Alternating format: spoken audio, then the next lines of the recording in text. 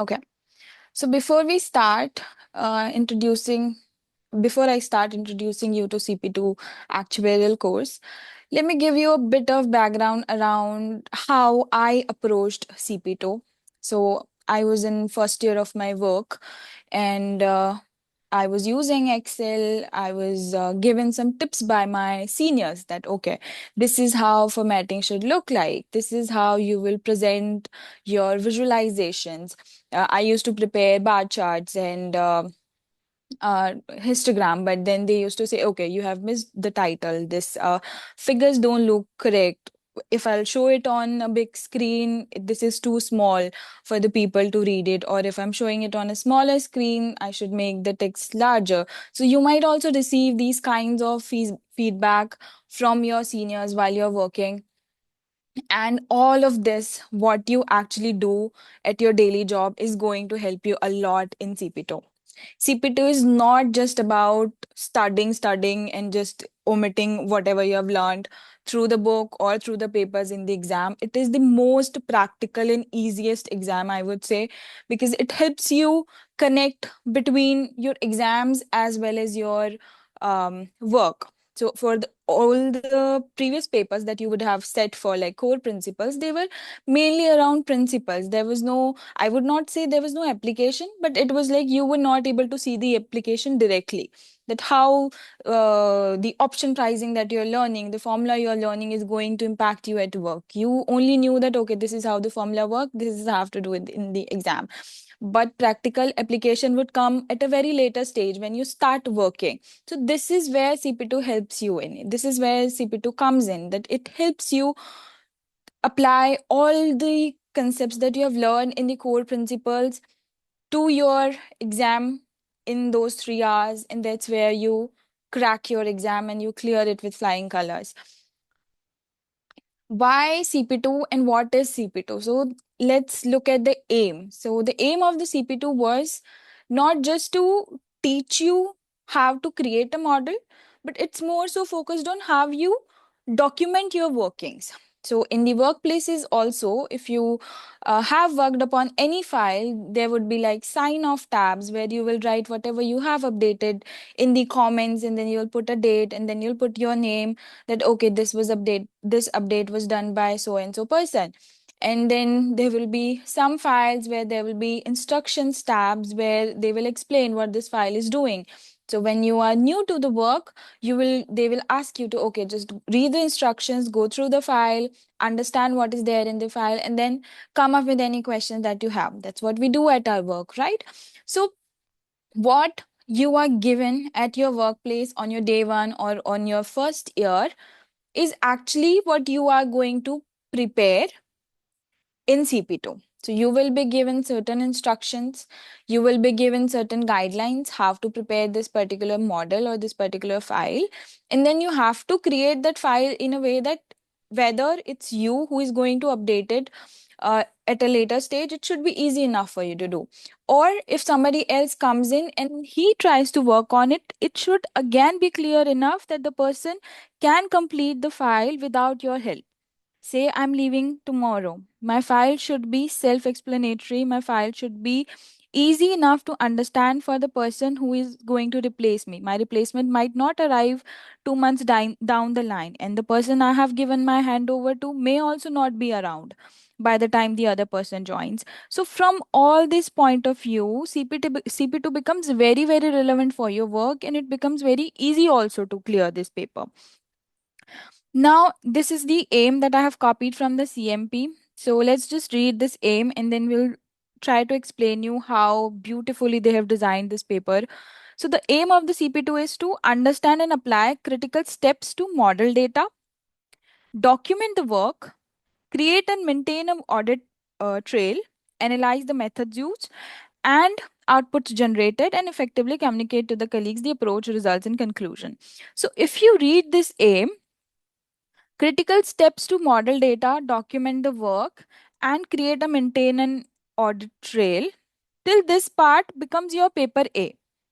So the aim itself is telling you that your main work is to understand how to model the data. They have not written here how to develop a model, because developing a model is entirely a different thing, and we do understand that it is not possible for someone to complete a full model in 3 hours with 100% accuracy, and if only they are able to do it, only then they will pass. This paper does not want you to do that. A lot of people make mistake here, that they focus on modeling part and then they become very hard on themselves. Okay, I'm not able to create this model, what will I do in the exam? But the main focus of the paper itself is how you model the data, and then how beautifully or how perfectly you are able to document the work you have done in audit trail. So essentially your audit trail becomes most important part of this exam, and it is the only audit trail which will help you clear your exam.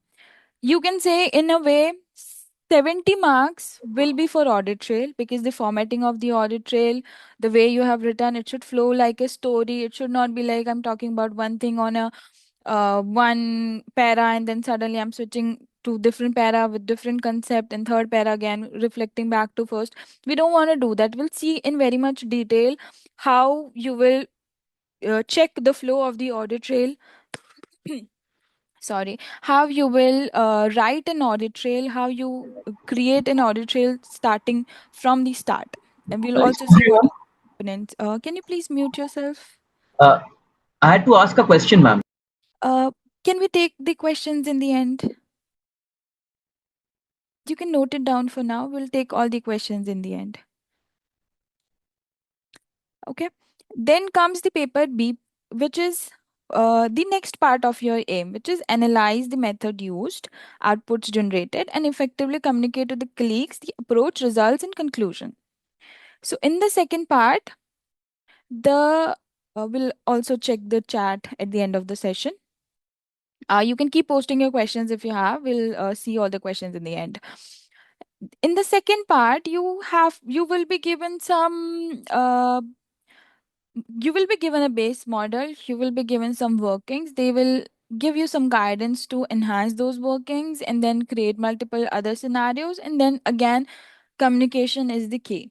So for all the CP papers, not just CP2, CP1, 2, 3, all of these three papers, the name of the papers starts with communication, and what they want you to do is how well you are able to communicate what you're thinking, what you understood from the situation or the scenario you were given, how well you are able to translate it into, you can say, non-technical for the CP2 and CP3, or some CP3 is completely non-technical. For CP2 you can use technical terms, you will be given technical terms, but it should be easy enough for your senior to understand what you are trying to communicate through your results, through your communication, through your conclusions, and through your approach. Now, this is very important. I already talked about the importance of CP2 at our workplaces, but why CP2 was introduced by, so definitely there is a lot of improvement that our institutes take into account when they are designing the exams. So recently II also published a news, they're introducing another subject which will help people to learn data science, and it will increase their coding skills, right? R and Excel was also introduced from the same objective, that it will help us at our jobs when we start working.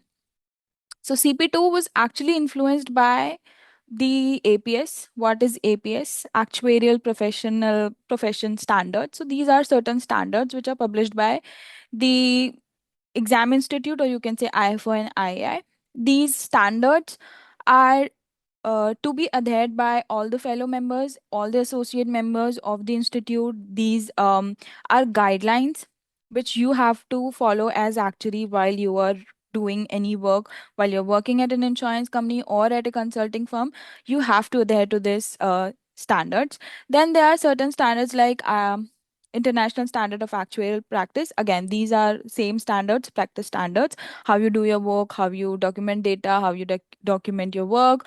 All these guidance are all for guidance for appointed actuary are part of these professional standards, and these guide you after you qualify, after you become associate, after you become a chief actuary of the company. You have to be adhering to these standards. So this was the motivation for the institutes to introduce this exam. Then there were pushback from regulators as well, because they need people who are able to communicate well. Whatever work we do, we understand that. But as a regulator, they might not. Only an actuary can understand the work of actuary, but you have to explain it to different people. You will have to explain the same results to CEO, CFO. You will have to give them comfort why this number is 1 million and not 2 million and not 3 million. So for that, your communication becomes plays a very important role. Then this second point we already covered at the start. What is the role of CP2 for our workplaces, how it is important, how you will be able to, since most of you are working, how easy it would be for you to apply your existing practices that you practice at the job in CP2, and it will be beneficial for you. A lot of points I have covered in the end, which are tips around what you may want to do, what you may not want to do. And all of this are actually taken from what we do at the work. And if you read the syllabus as well in the book, CMP, it's very easy. It's just 300 or 350 pages book, and they only tell you exactly what you have been practicing if you're working. There's no difficult practice that you especially have to learn or practice for this paper. The only thing that you will have to practice for this exam is how well you are able to manage your time in the exam, balancing both model and audit trail. And again, communication becomes very important, how you are able to communicate. So a lot of concepts would be from your prior exams. There will be, if there will be any new concept, they will introduce you to that concept within the paper, and whatever you are able to understand, then you create your model. So now I'll give you the overview of the session flow. So we have already discussed the importance of CP2, and then I'll move forward to give you the exam structure and format, how these two papers are different from each other. Then we'll also cover what is the syllabus, what are the expectations of IFO and II when they are reviewing their scripts of CP2. Then we'll see some key tips that you have to follow when you are preparing as well as when you are appearing for the exam. Then let's keep rest of the session as surprise.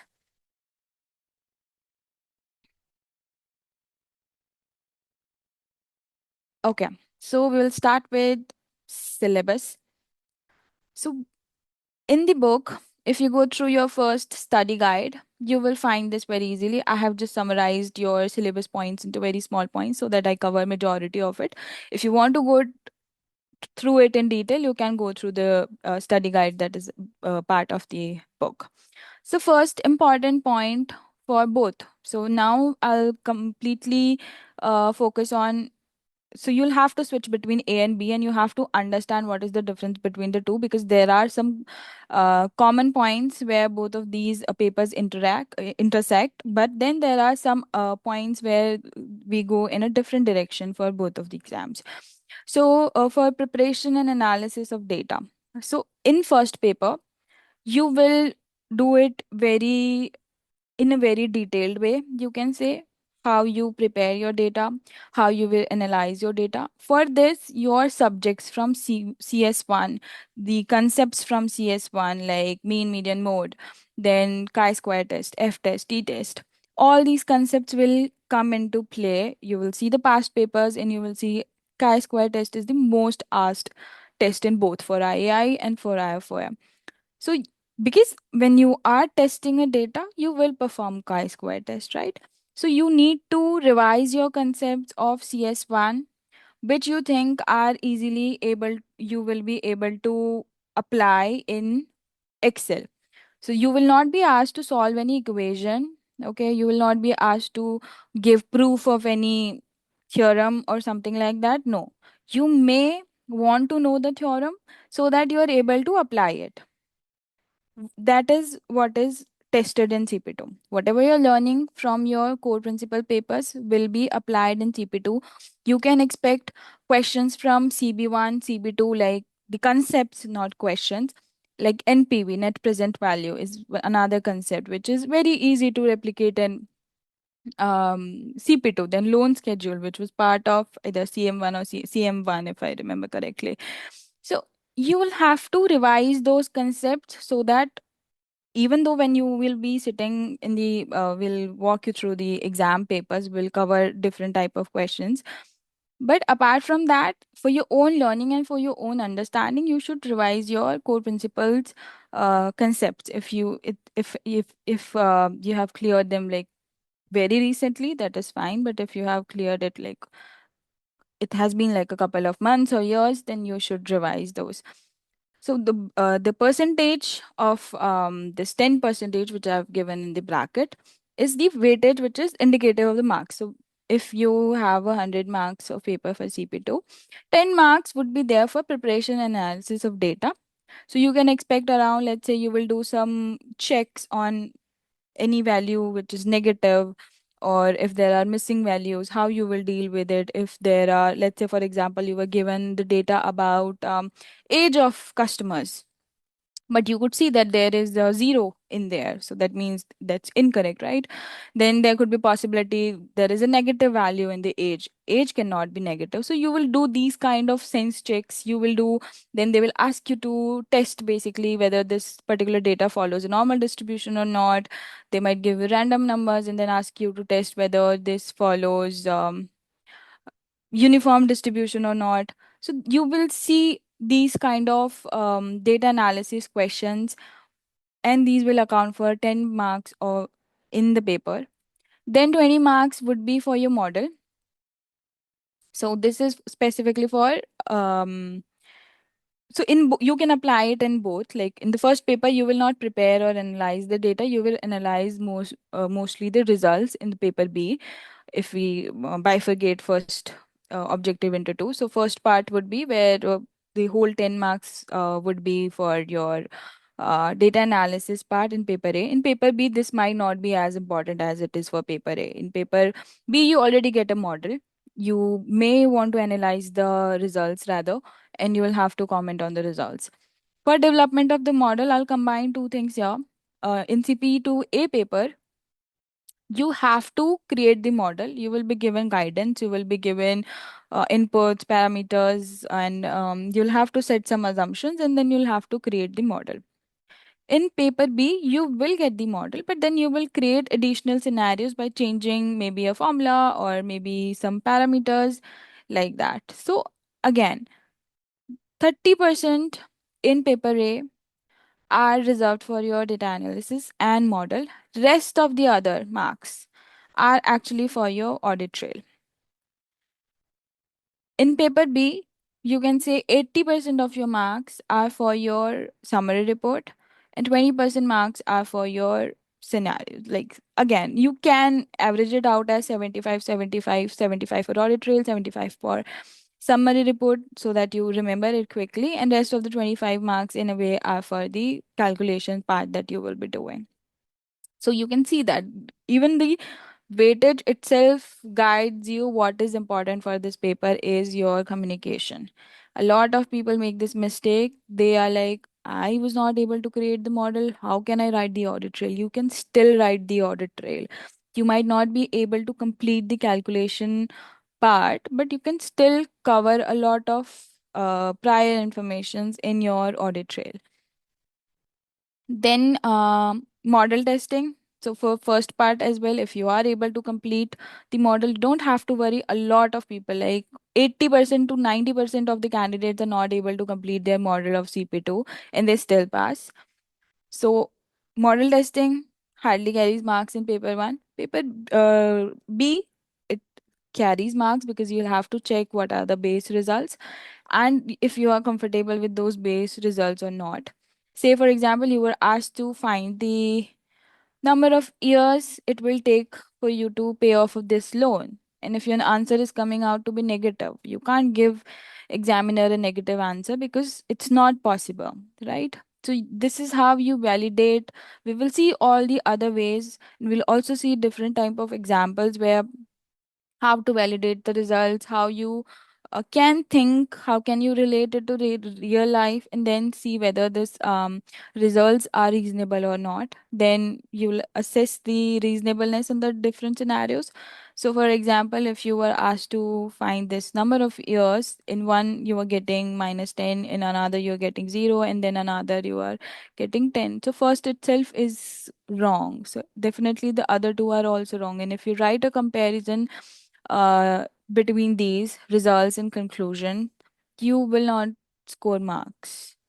Okay, for paper 2, completing the model, completing the base scenario, and creating the additional scenarios is very, very important. And you can't make a mistake there, otherwise, there are high chances of you not scoring 50 or 60, which is whichever institute you're sitting with, um, the whatever the passing mark is. But for paper A, it is acceptable if your model is not complete, given you have applied your best of knowledge in the exam paper and you have communicated it really well and presented it in a way that both audit trail is acceptable and whatever model calculations you have done are also acceptable. Now, see here, documentation have been given 45% of the marks. So, whether it's audit trail or summary reports, you have to cover everything. So, your data checks, your assumptions, your methodology, your results, conclusion, all of this. So, you can see if you have to score 55% of the marks to pass, you have to focus on documentation more than you focus on anything else. You have to practice writing assumptions, results, conclusions, methodology, and all this, because you can't pass from the rest of the 55, right? You'll have to score at least 30 in documentation, whatever marks, let's say this is 45 and the rest other is 55. From this 45, you'll have to get at least 30, and from the rest, you can get 20, because documentation is still easier than creating the model, creating, completing the model, and then writing, right? For paper one specifically, your primary focus should be how you can improve your documentation. For paper B as well, a lot of students fail because they don't write results and conclusion and next steps in a way that was accepted or expected. So 10 marks are for next steps, which are only part of paper B. In paper A, we don't have next steps. Then again, if you combine 4, 5, and 6 point, these are 65% of your marks. You can't neglect this. This is the most important thing that you will focus on in CP2, your documentation and your communication. I have already been talking about the format. I hope you guys know, but I'll still cover it in a I will very quickly. For CP2A, what you are given a background material which you can comprise, which is the scenario, and then you are given the respective data that you will use in order to solve the problem given in the scenario. Now, what you are expected is a model, okay, and audit trail. The model can be incomplete because you might not be able to take the right assumptions. So you'll have to practice how to differentiate between different information. While reading the question paper, you have to develop this reading habit of yours, that when you read a particular information, you are able to categorize it into purpose, into assumptions, into data, into parameters, and then into calculations or equations. So we'll see the format of CP2 paper A or audit trail. And then when we do the question paper, I'll help you how you develop this reading habit, so that just by looking at the question paper, you are reading, you are planning your paper properly, and then you will be able to complete at least 50% of your model in the exam. And if you have completed the audit trail and 50% of the model, you will still pass. But that 50% should be correct. And the documentation that you have done for that 50% of the model should also be correct and complete. And you have to follow the tips that follows at the end of the session. Now, for both exams, I think for II it is 3 hours, 15 minutes, and I think last 10 minutes or 15 minutes they give you for uploading. Not sure, we can confirm because they keep changing their the way they conduct the exams. So for IFOA, I know this is 3 hours 20 minutes. For IFOA, you create your model in Excel, but you create your audit trail or your summary report in Word. So you should be well versed with both Excel and Word. So you should know the concepts, you should know how to use Word. Should be easy since you already are working, most of you.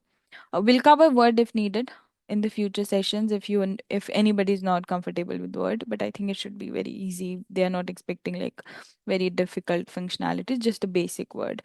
For IEI, everything has to be done in Excel, both your audit trail and your model. So you create a sheet in Excel and you write your audit trail in that. You do spend some time in like formatting so that it looks like a document rather than it looks like an Excel. You can create that in Excel. So we'll see that one as well. And then the model also will be in Excel for II. For paper B, now for paper B, you will be given the model. May or may not be complete. So I have seen sometimes they give you a complete model and all they expect is to change the assumptions, create scenarios, summarize, and submit. Sorry, it's here audit. Okay, audit trail is given. Sorry. So yeah, and then audit trail is also given. So if you now see wherever you had stopped at paper A, right? For paper A, you were the doer, right? So you did whatever you were asked to as a doer, and wherever you left. So now, let's say, for example, when you leave your work or when you leave a file with your reviewer, what he does, or a second person comes in to complete your work, he will get whatever you have done so far. You will guide him, okay, I have done this so much, and now this is a handover to you. Now you will carry on whatever needs to be done, right? Whether you're leaving or whether you're changing teams or whatever the case may be. So wherever CP2 ends, A paper A ends is where CP2B starts. So the difference between the two, understanding the difference between the two is very important. So first is you have to be very, very descriptive, very, very detailed, because you are the doer, and when you will be handing over it to someone, he should understand it quite clearly, what is being done in the model and how you have recorded it, and it should be independent. So if I'm reading the audit trail as a senior, I should be able to understand, okay, what this person has done, and I think this is correct, the formulas looks correct, the assumptions looks correct, and I'll move forward. Because I'm not going to go deep into the model until and unless there is a complexity. If I'm comfortable with your model or with your audit trail, I may not look at the model. Or if I may have question, I'll simply ask you, what is this, what you have done in this step, just explain, right? And as a senior, I don't have time to go through everything. Just a sec. And in paper B, now you already have the model, you have done the initial calculations, you know how the results look like or may look like. But now what you're doing is you're creating additional sense or sensitivity testing, because as actuaries we are not comfortable with one is assumptions, because a lot of one actuary might have a different assumption, another might have a different assumption. So what we try to do at our work also is, if we know that okay, underwriter is saying that this particular product will have a loss ratio of 50%, from the data I can look at the data and say that the loss ratio is 55. Right now, at workplaces also, what we do is we create both. We take 50% as the assumption and we calculate reserves or whatever purpose, like profit studies or whatever pricing you're doing. And you will also do it with 55, and then you'll compare where are the deviations, where are the which component is actually impacting more. So all these you do, right? So that's what you are doing in CP2B. So you're creating additional scenarios to get comfort over the first one. And then you summarize. So everything will be compared to the base scenario. how your first and second scenario look like. There could be possibility that there could be one base scenario with two assumption change in scenario one and three assumptions change in scenario two, and then altogether a different assumption was changed. So all this will be there. We'll look at into it in very much detail when we look at the papers and once we cover all the uh, tips part and the book guidance. Now, once you have prepared the additional scenarios, the important part is summary report. So, even without completing all the additional scenarios, you can still complete your summary report. So, for any additional scenarios that you're creating, you might get like 3 or 4 marks. And even if you miss that in your summary report, by focusing or by keeping your focus on completing the summary report, you will still pass. Missing one scenario is still better than submitting an incomplete summary report. I keep focusing on this part that please focus on audit trail and audit trail for first and for summary report for second, because incomplete audit trails and incomplete summary reports will lead to fail simply.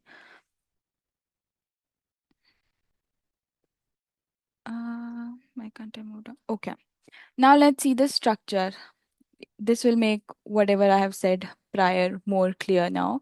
So audit trail, you have 7 components. Most of the students will reach till here. 5 or 10% might reach till here, this two additional steps. But if we think about first, we want to make sure that we pass the exam. That should be our prime focus. And then our focus should be to score better. So first we will focus on how to pass the exam and then we'll focus on how to score better. Like we just don't want to pass on the border. That whatever cutoff was there and we just passed there. No. Our focus would be first, let me make sure that I pass my exam and then I'll practice in a way that I score much more better and that actually gives it a probability of 100% that okay, I know I'm going to pass this. I'm going to ace this exam. So audit trail first is background. What does background covers? So purpose of the project, whatever model you have used and whatever output you have produced.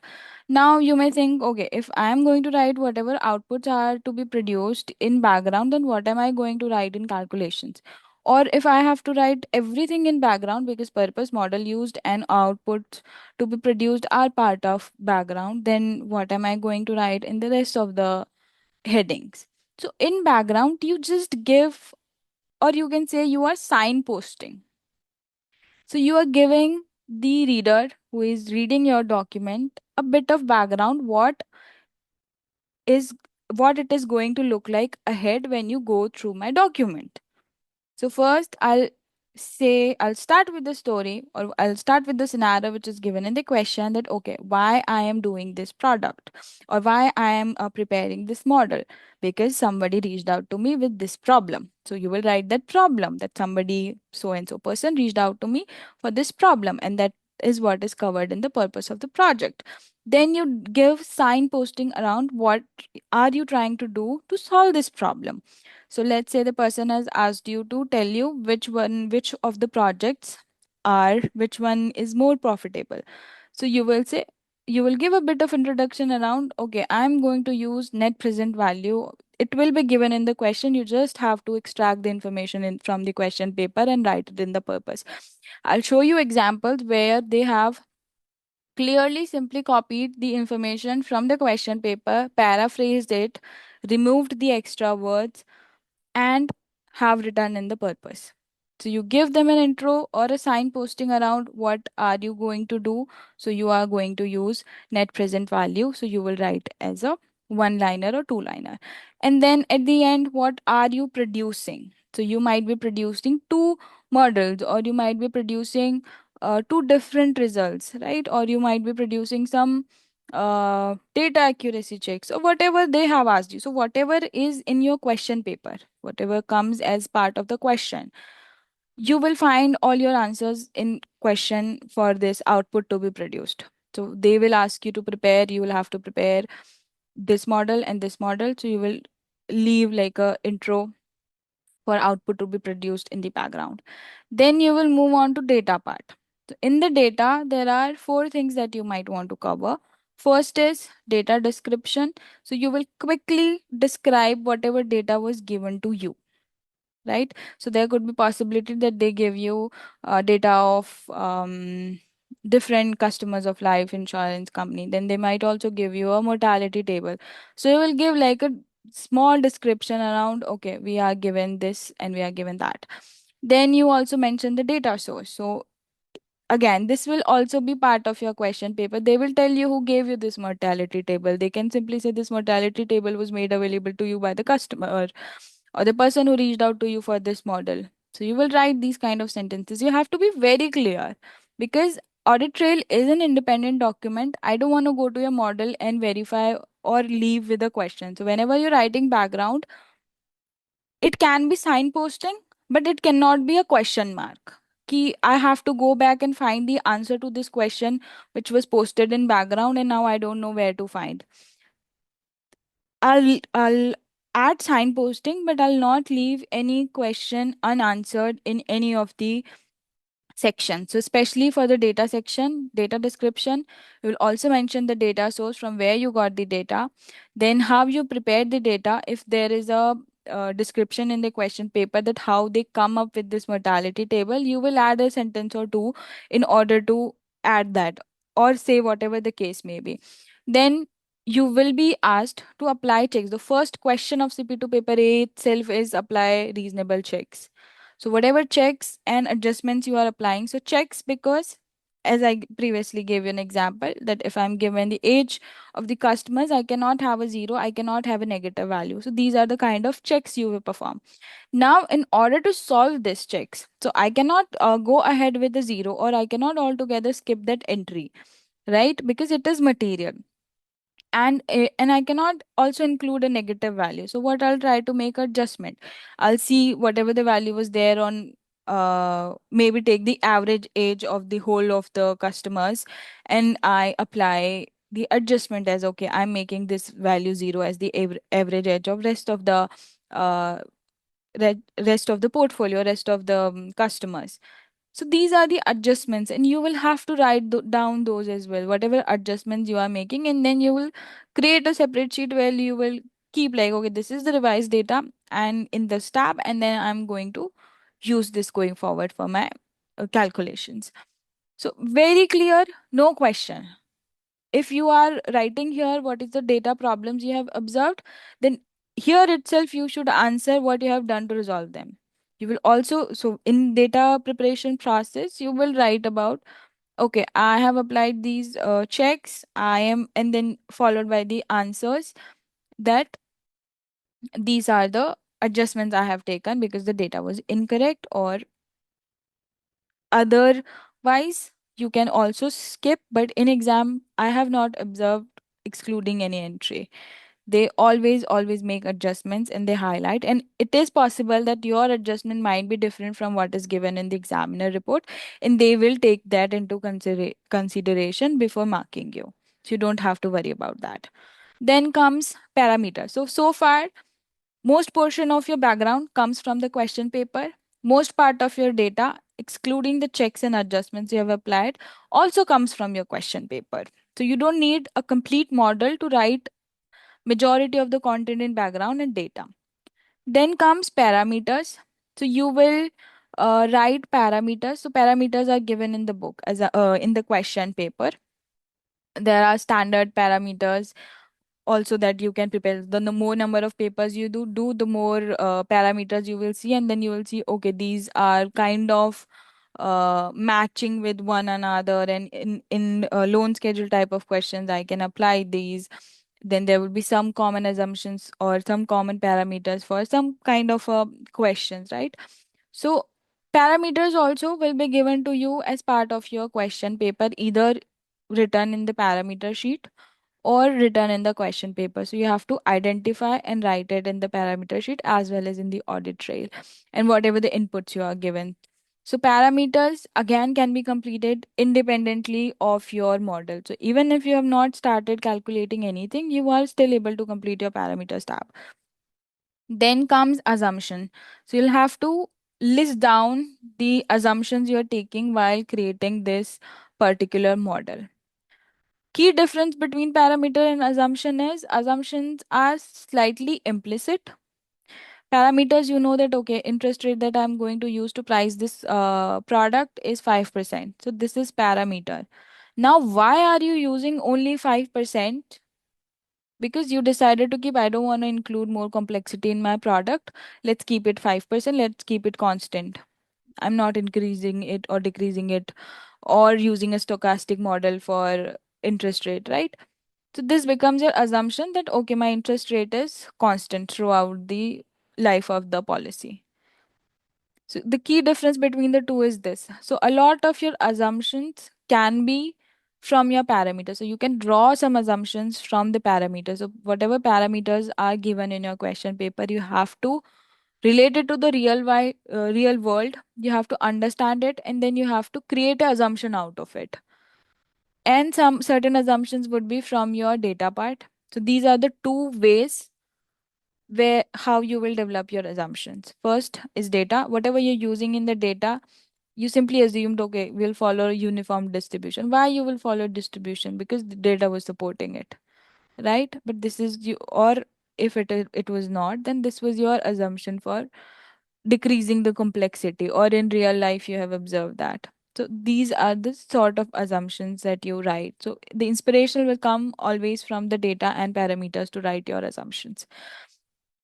Then the most important part of your audit trail. So for the first four categories will, so including the data checks and adjustments you have applied, first categories can easily get you 25 marks straight away without model. So now I have scored almost 50 or 40% of whatever I wanted to score to pass if I complete the first four sections. And then now I will apply whatever I have I'll complete my model to increase my marks. Now, whatever calculations you do, so 10 marks are straight away for your checks, right? And the reasonable checks and the other tests that they will ask you to perform. And rest other, you can say 40. So almost 50 marks are already covered here. So you might score like 30, 35 easily from here if you practice really well how to document all these things. Then comes calculations. Now, again, reading the question paper is very, very important for CP2 because each and every line will have a meaning. You will have to identify what is defined, what is not defined. Try to find the answer of undefined from the question paper, or maybe take assumption and move forward with your model, right? Rest of the marks are for these categories. So these two categories somewhat score like 10 marks, and rest all is like 90 marks, including the audit trail and the model. So 20 marks for model. So if you're completing 50% of your model also, 10 marks, 10, 12 marks you'll easily score here, 40, 45 you'll score here and you'll pass. So this is the prime motive. First to pass, and second motive is to practice each and every category in a way that we increase our score, so that even if the cutoff is high, we know for sure that we are passing our exam.